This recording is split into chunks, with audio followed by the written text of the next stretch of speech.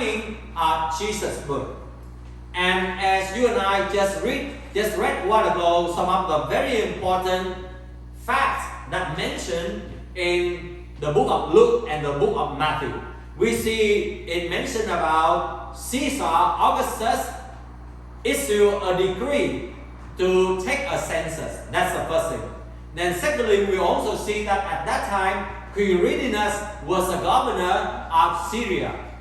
And then we also heard about that Mary and Joseph traveled all the way from the town of Nazareth in Galilee to Judea. And they went there into Bethlehem, and there also there's appear that there was the shepherd. At the time that Jesus was born, there were shepherds living out in the fields nearby and keeping watch over the flocks at night. So what else? What are the other things that you and I can see from here and explain to us that the time of Christmas is on the winter and is on December? Now, first of all, we are going to look a little bit closer into the timing of Jesus' birth. Now, as we just read a while ago, that Caesar Augustus ordered a census to be carried out in the Roman world.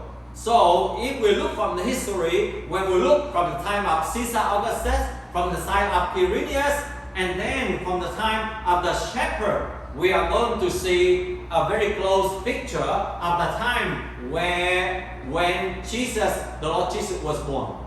Augustus, according to his history, conducted the census of the Roman people for 3 times.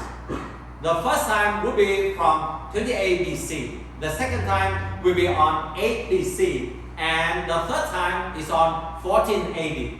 So now we can close up a little bit that we for sure it would be around 28 BC. It is too far. How about the 8 BC? So we are going to look into the 8 BC, talking about the census by the Augustus. And if this census is given by this time, so it means that the Lord Jesus was born around this time. Now, Roman Empire was a very large empire. And before the census can reach to every town and in every other nation that was under the rule of Roman Empire, it could take many years. And especially when it went to a small town like Galilee, it may take many years, and they gave them a lot of time in order to do the census. And you can see that why they do that almost every 14 years or 16 years they are doing, or 20 years they do it again, because they want to make sure of the number. But at the same time, they want to see that there would be certain places have not done it. So they just try to do it. So meaning to say, in order for one census to be accomplished, it could take 1 decade or even 10 years or even more. Then it was implemented regionally over several years, especially among the client kingdom like Judea. Now, another factor that we see that in the book of Matthew also mentioned about the death of Herod.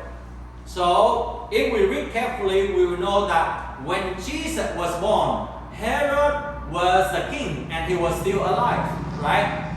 And from the history, they said that Herod could die on the 4th BC or the 1st BC, depending on the interpretation. But for me, I believe that he died about the 1st BC, based on the record of Josephus, the historian, a very famous historian. And he talked about the appearance of the eclipse that happened before the death of Herod. And according to the history, that eclipse, it took place around 2nd BC or 1 BC. So meaning to say that Herod could die by 1 BC. Now, if Herod died by the 4th BC, so meaning to say Jesus should be born about the 5th or the 4th BC, right? Before his death. If Herod was dead by 1 BC, then Jesus could be born around the 3rd or the second BC or even the first BC. So now we can narrow down a little bit. For sure, Jesus was born around the 5th to the 1st BC, depending on the facts that when we decide when Herod died. So for sure, for me, I explained to you because there are many astronomical events that happen, and especially the eclipse that happened in the 2nd and even the 1st BC. So, and that will fit most of the biblical writing like Luke and Matthew. Now, I share with you on Sunday and on New Year about many astronomical events, or we call the celestial body in the heavenly, the things that happen, and all of these things point to the time and signify and tell and predict and reveal that there is a king to be born in the Jewish community. That's very clear. Now, in the 7th BC, we see that in the 7th BC, there was 3 times of the Jupiter and the Saturn conjunction. And this is a very rare. It's happened 3 times. And the Babylonian, the Parthian, and the Persian Empire, the astronomers or the royal astronomer of this empire own record about this event. And they all come to the conclusion. Why they come to this conclusion? Because they can predict, and they can also, maybe they heard about the biblical prophecy about the Messiah to be born in their kingdom due to the existence of the large population of the Jewish people who were taken into captivity into Babylon and Persia by the 5th and the 6th BC. So they said, all of them will say like this. For 3 times, all of these astronomers will also predict the birth of a new Jewish king. Or sometimes they said the rise of the ruler. And many times they said the king from the west, meaning to say about the Jewish according to their geography. So all of these times they wrote and they said the same thing. The birth of a new Jewish king. Now, as I shared to you that this happened earlier than the time before the Magi traveled, so that they could understand what does it mean, and they could make the preparation. Now on the 5th BC in China, there was a period of the guest star, and the Chinese ancient astronomer explained and said that this star destined someone to be great. That is their explanation. They are talking about the changing epoch, a new era. And then on the 5th and the 4th BC, there happened the new star, and this is recorded in the Babylonian and Persian Empire by their own royal astronomers. They record about the new star, and they predict the royal birth or the dynastic change or the changing of a new kingdom. So from the 7th BC to the 5th BC to the 4th BC, now for sure the ancient astronomers can say for sure that these signs are not just by chance. All of these conjunctions, all of the appearance of this unique star, they draw it. I don't put it there, but you can go on the Google or ChatGPT and you can look on the appearance of this star. This conjunction is a little bit weird, and that's why it can tell something special about the coming king.